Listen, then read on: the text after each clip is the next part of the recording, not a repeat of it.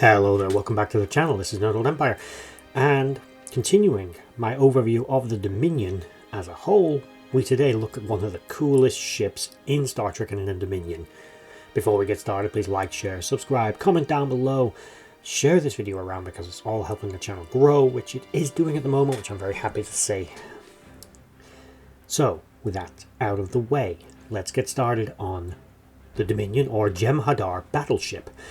It's unknown if this vessel was in operation in the Gamma Quadrant or if it was developed specifically to oppose the powers in the Alpha Quadrant. None of these vessels seemingly came through the Bajoran wormhole, as observations and intelligence on this vessel had to be gathered by the USS Valiant, a Defiant-class warship sent behind enemy lines to make observations of the vessel, which was at this point only a rumour. Although somewhat successful in their mission, there were some complications along the way, but let's get down to the vessel itself first of all. The ship was approximately twice the size of a Galaxy-class starship at about 1,200 meters in length, making it roughly comparable to a Romulan warbird in sheer length. But in terms of firepower and capability, it was far superior to any known Alpha Quadrant power. The vessel, although we never got to see the interior, we can make suppositions that it was a stripped down bare essentials vessel, although for its size it may have actually had a medical bay. You never know, maybe the Dominion was feeling generous. It was warp and impulse capable. Its armament consisted of at least 10 torpedo launchers, probably varying, but they could most likely carry photon and quantum torpedoes. The ship was not observed to use energy weapons of any kind, but according to information, it was actually equipped with phasers, according to some sources. It also had relatively short sensor range, as the Valiant was able to steer clear of detection of the vessel by staying at about 1.3 light years away from the ship, which was unusual.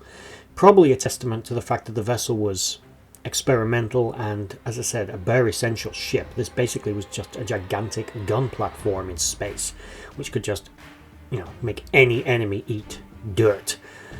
And they couldn't really do much about it. It was only ever observed to travel at warp at approximately warp 4.5, but it was likely capable of speeds greater than this, as this vessel did also, or ships of this class, did actually participate in the battle for Cardassia and retreat with the other Dominion and Breen vessels back to Cardassia Prime for one last stand. If it was that slow, it wouldn't have been able to keep up. It may be that the ship's mass limited its speed somewhat, but that is again supposition, but it is something that's been observed with vessels like Romulan warbirds and other such things. The true extent of the capabilities of this vessel are unknown. It did make only a minimal impact in the war, as this vessel was a resource-intensive and manpower-intensive vessel for the Dominion to produce during times of conflict. However, its psychological effect on the enemy cannot be underestimated. The vessel was able and seen to make short work of a Federation Defiant-class warship, although again, considering the technological and size discrepancy between the two vessels in a straight fight, that wasn't exactly shocking. The crew of the Valiant, in their ego, believed that they actually stood a chance of defeating this vessel because they believed that the antimatter storage tanks were only protected by Veterium armor. This armor was supposedly, they believed, capable of being destabilized, so they modified a couple of quantum torpedoes, fired them at point blank range, and although it made a pretty fireworks display, didn't actually do any significant damage to the vessel, and the ship came out swinging and tore the tiny vessel apart, as it was now point blank range, couldn't get away, and everyone bar 3 personnel from on board the ship were subsequently killed in the engagement. A testimony to the power and ferocity of this vessel, it was able to tear apart a ship as generally sturdy and robust as a Defiant-class warship. It's likely that again the Federation, in its arrogance in this instance, as the Red Squad, who were the crew of the Valiant, demonstrated an extreme degree of Federation arrogance in dealing with the Dominion, underestimated the Dominion's technical skill. The Dominion, as I've said, is a similar entity to the Federation with similar technological capabilities, in fact superior in many ways. Yes, the material they had chosen to build parts of the ship out of and protect the antimatter tanks was a material the Federation knew to be susceptible to delta radiation. But the Dominion is not stupid. Yes, they may have built in what was perceived to be a weakness, but with their metallurgical and chemical knowledge they were able to overcome that problem, either with shielding, reinforcement, or some other element that they'd included in the construction which actually gave it greater strength and durability, and then, as a result, purpose for its construction. What the Valiant's crew should have done is take information about the ship back to the Federation as ordered, but that's another video and discussion in and of itself. The ship appears to have been built primarily to work as a marauder, basically a battle group unto itself. Yes, it was seen to work as part of larger fleets and could serve as a command and control ship, but actually this ship was a brawler. It was not built for diplomatic, scientific, or other such missions.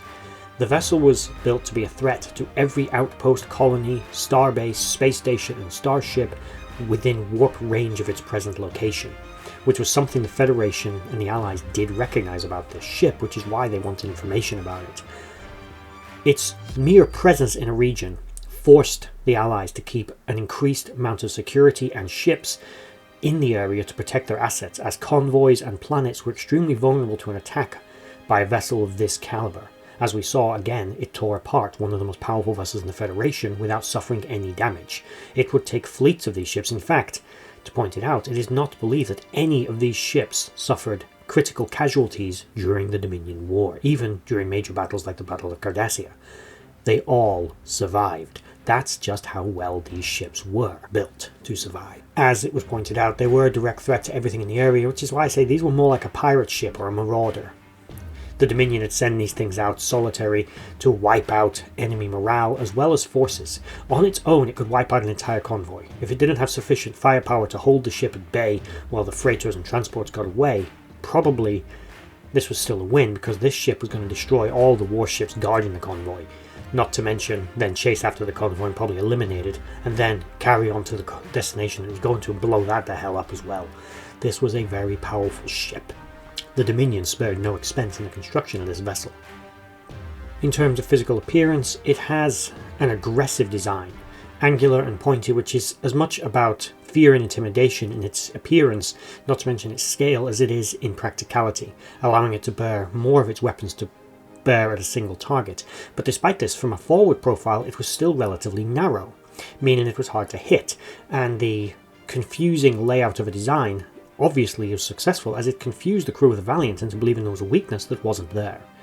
The ship's whole geometry and basically what looks like an almost organized chaos of a layout gives this ship a sort of subtle deception that you can't defeat it. It's too powerful, it's too strong, you don't even want to fight it, you just want to run away. And then you think about that this vessel is crewed with thousands of Jem'Hadar soldiers, and that fear is pretty much well placed. But let me know what you think about this ship in the comments. I think that when it appeared on the battlefield, I think the Allies, the Federation, the Klingons, Romulans, even everyone had a reason to fear this ship. And I think that fear was well placed.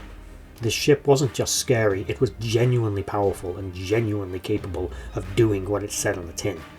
This ship could wipe out your forces, it could wipe out your assets, it could destroy whole worlds, lay waste to them, and there wasn't very much you could do to stop it, short of an entire battle group sent against it.